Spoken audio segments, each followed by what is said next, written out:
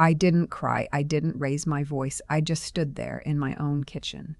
The kitchen I had tiled myself in the summer of 2003. With terracotta I'd driven 3 hours to find in a little shop outside Kingston.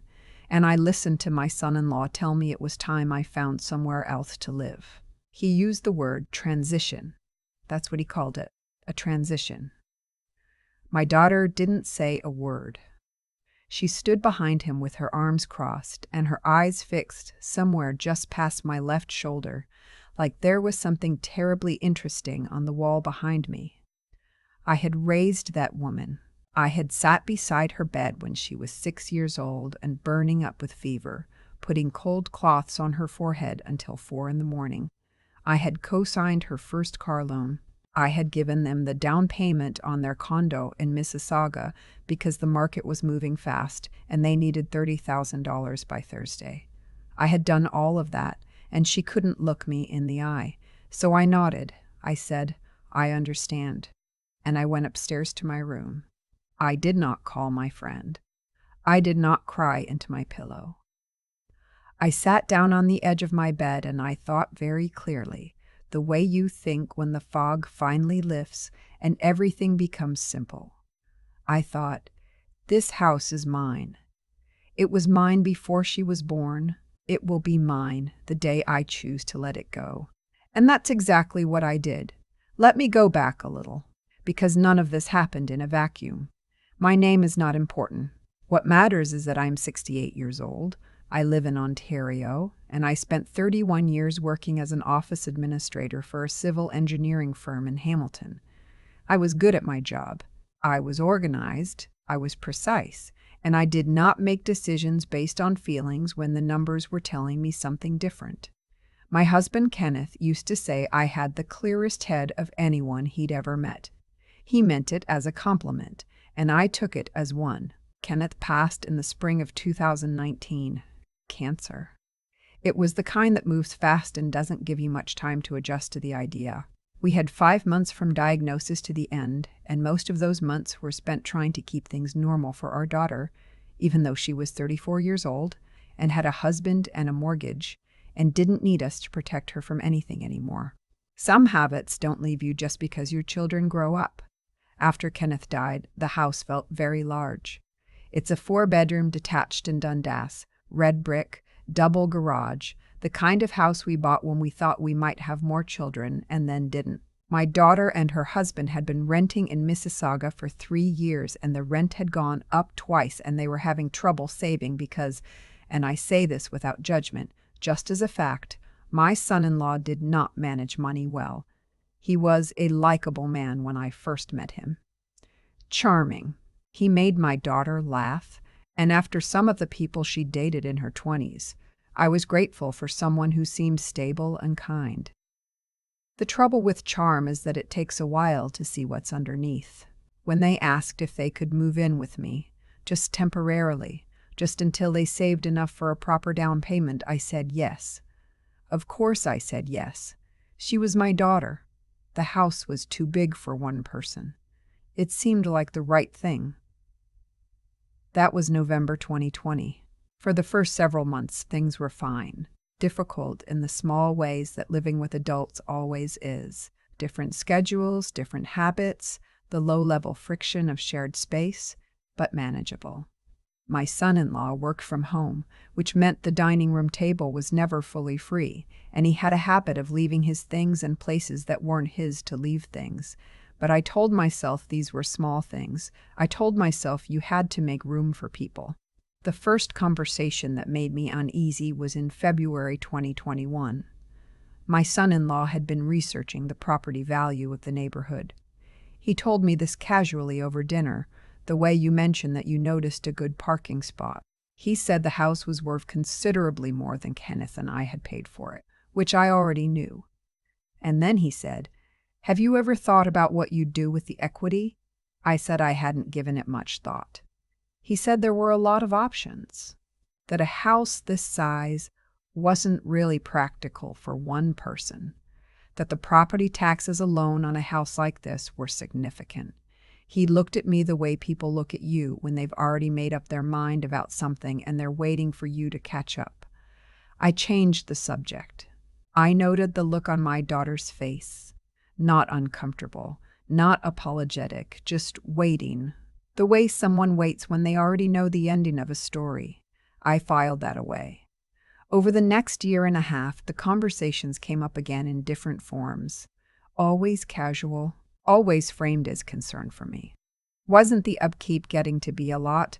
Wasn't I lonely in this big house all by myself, as though I was alone and not living with two other adults? Wouldn't it make more sense to downsize, get something manageable, a nice condo perhaps, something low maintenance? I am 68, not 88. I shovel my own driveway.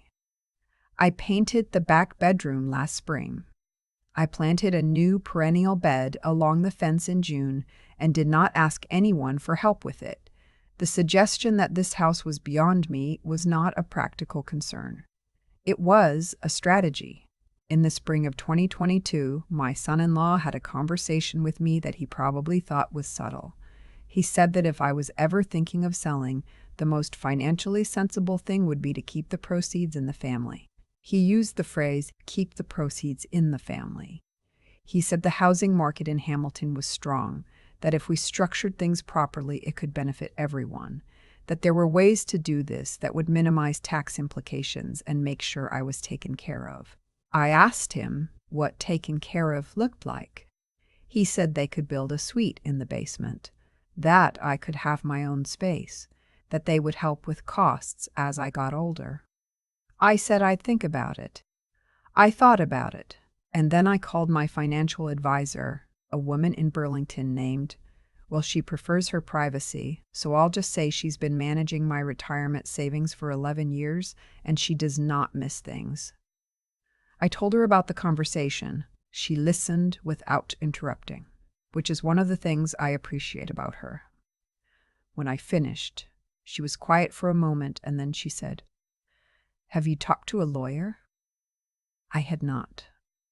I made an appointment the following week. The lawyer I saw practices family and estate law. She has an office on King Street East in Hamilton. She is thorough. She speaks plainly, and she did not make me feel foolish for coming in. I laid out the situation. She asked a few questions. Then she explained to me very clearly what it would mean if I agreed to any kind of informal arrangement involving my home and my son-in-law's name, or any restructuring that tied the equity to his financial plans. I drove home that afternoon and I sat in my car in the driveway for a few minutes before going inside. There are moments when you understand something you already knew but hadn't wanted to name. That was one of those moments. I did not change anything immediately. I watched. I listened more carefully than I had before. I noticed the way my son-in-law would reference when we eventually renovate the kitchen. Not if you renovate, but when we. I noticed the way my daughter had started talking about the neighborhood as though it was already hers, mentioning the elementary school nearby, the good transit access, the walkable distance to the grocery store. She was mapping a future in my house, and she had not once asked me if that was all right with me. By the winter of 2022, I had made a decision. I did not tell anyone. That was important. I had learned in 31 years of working in an office full of people who thought they were subtler than they were, that the moment you announce an intention is the moment other people start working against it. So I kept my decision to myself, and I continued to have Sunday dinners and ask about her husband's work and act as though nothing had changed, because for the time being, nothing had. In January 2023, I called a real estate agent, not one from the neighborhood. Someone I found through a friend of a friend, a woman who had sold 2 properties nearby and came very well recommended. We met for coffee in Ancaster, away from the house, and I told her what I was thinking. She asked me some questions. She pulled up comparable listings. She told me what the house would likely sell for in the current market, and the number was not a surprise to me because I had been paying attention for 2 years. But hearing it said out loud did something to me. It made it real. I told her I needed to move carefully and that timing was essential. I did not want to list while my daughter and her husband were in the house if it could be helped. She understood. We made a plan. In February, I told my daughter that I was thinking of attending a week-long watercolor workshop in Stratford. I had done a watercolor class 3 years before, so this was not implausible. I booked it. I paid for it. I planned to attend it. I just also planned to do several other things that week. The listing went up on a Tuesday morning. I had staged the house the previous month, gradually and without drawing attention to it, clearing surfaces, donating things I didn't need, arranging things in the way that makes a house look like a possibility rather than a history. My daughter noticed that I'd tidied some shelves, and I said I was doing a bit of spring cleaning.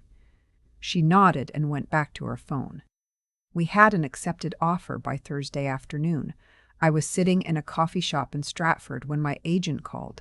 I had just finished a painting of a birch tree that was not particularly good, but that I was quietly pleased with. I stepped outside into the February cold and I listened to the offer terms. The closing date was set for 60 days out, which gave me time to make my arrangements. I cried a little, standing on that sidewalk. Not from sadness, from something else, relief maybe, or the particular feeling of having done something you weren't sure you were capable of doing. The birch trees along the street had ice on them, and the late afternoon light made them look like they were made of something precious. I went back inside and finished my tea. The conversation with my daughter happened on a Sunday evening, 3 weeks after I'd returned from Stratford. I had asked if we could sit down together after dinner. My son-in-law was there too, which was fine. What I had to say was for both of them. I told them I had sold the house. I told them the closing date. I told them I had already found a 2-bedroom condo in Waterdown. New building, good management, close to the waterfront trail, and that I'd be moving in 6 weeks before closing to give myself time to settle. My son-in-law stared at me. My daughter said, "What?" I said it again, more slowly, because sometimes clarity is an act of kindness. He said this wasn't possible. He said I couldn't just make a decision like that without talking to them. He said they had plans they had been counting on. And then he caught himself because he'd realized what he'd just said. I looked at him steadily. I said, "Counting on what?" He didn't answer. My daughter started crying. I want to be honest about this because I think it matters. Her tears were real and they were hard to watch because she is my daughter and I love her, and none of this was what I had imagined for us. But I had watched her stand behind her husband for 2 years while he quietly tried to rearrange my life around his plans, and she had not said one word on my behalf. Not one word. Loyalty is a choice. She had made hers. I told her I was sorry that the timing was difficult. I told her they had 6 weeks, which was more than enough notice by Ontario law, and that I hoped they would use that time to make good arrangements. I said it calmly because I had rehearsed it, and because the alternative was to be undone, and I didn't want that. My son-in-law left the table. My daughter sat there for a few minutes longer, not looking at me. Then she said quietly, "Mom, you can't be serious." I said, "I've never been more serious about anything." She went upstairs. I cleared the dinner dishes. I washed them, dried them, and put them away in the cupboards that had held my dishes for 22 years, for the last time. The move happened on a bright Wednesday in early April. I had hired movers, 2 young men from Stony Creek who were efficient and cheerful and didn't need to be told anything twice.